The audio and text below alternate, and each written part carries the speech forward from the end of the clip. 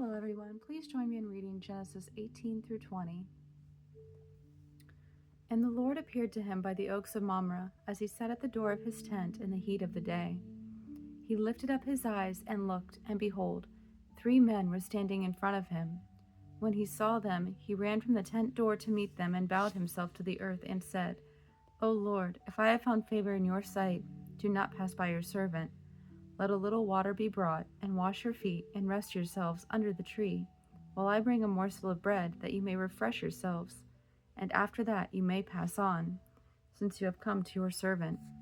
So they said, Do as you have said. And Abraham went quickly into the tent to Sarah and said, Quick, 3 seahs of fine flour, knead it and make cakes.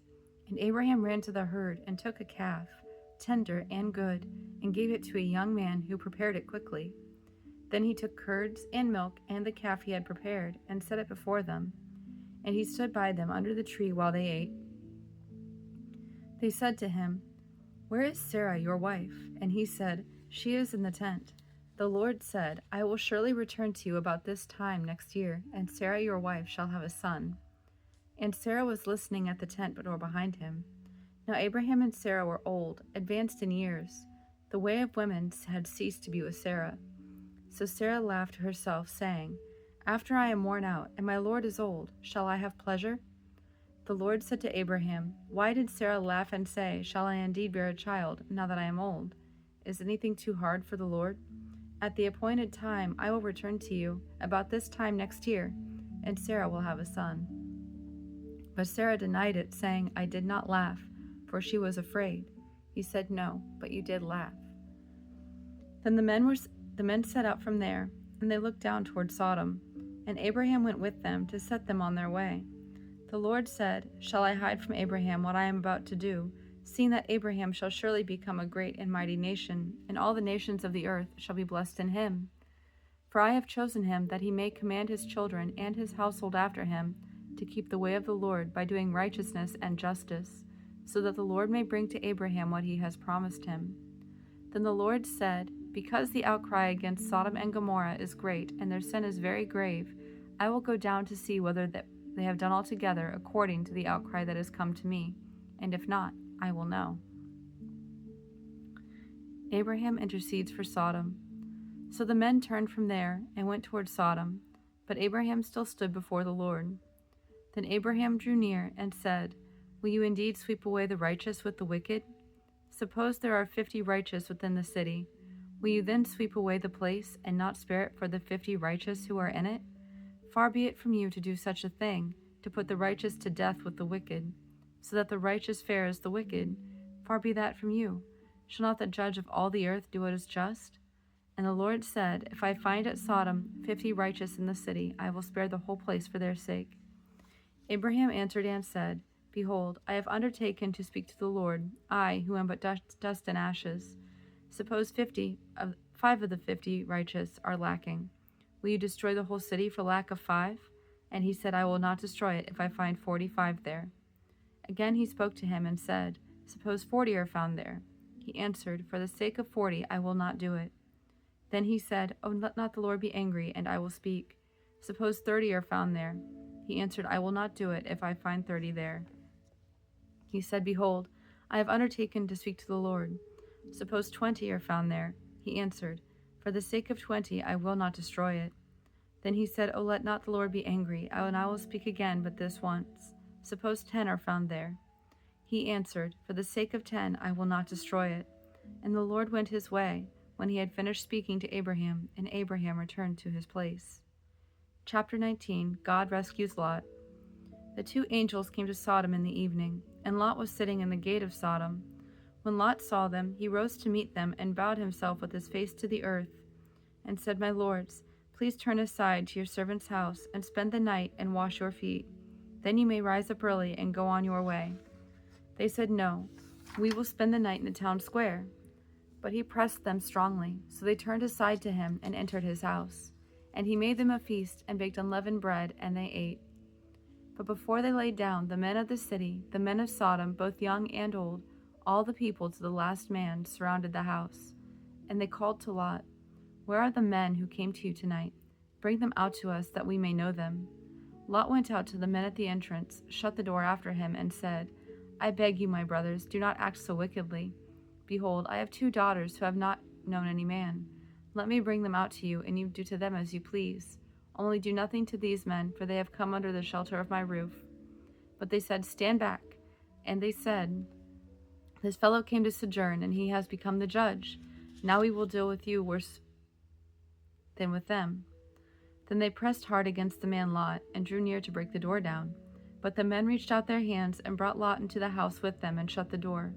And they struck with blindness the men who were at the entrance of the house, both small and great, so that they wore themselves out, groping for the door. Then the men said to Lot, "Have you anyone else here, sons-in-law, sons, daughters, or anyone you have in the city? Bring them out of this place. For we are about to destroy this place, because the outcry against its people has become great before the Lord, and the Lord has sent us to destroy it." So Lot went out and said to his sons-in-law, who were to marry his daughters, "Up, get out of this place, for the Lord is about to destroy the city." But he seemed to his sons-in-law to be jesting. As morning dawned, the angels urged Lot, saying, "Up, take your wife and your 2 daughters who are here, lest you be swept away in the punishment of the city." But he lingered. So the men seized him and his wife and his 2 daughters by the hand, and the Lord being merciful to him, and they brought him out and set him outside the city. And as they brought them out, one said, "Escape for your life, do not look back or stop anywhere in the valley. Escape to the hills, lest you be swept away." And Lot said to them, "Oh no, my lords, behold, your servant has found favor in your sight, and you have shown me great kindness in saving my life. But I cannot escape to the hills, lest the disaster overtake me and I die. Behold, this city is near enough to flee to, and it is a little one. Let me escape there, is it not a little one?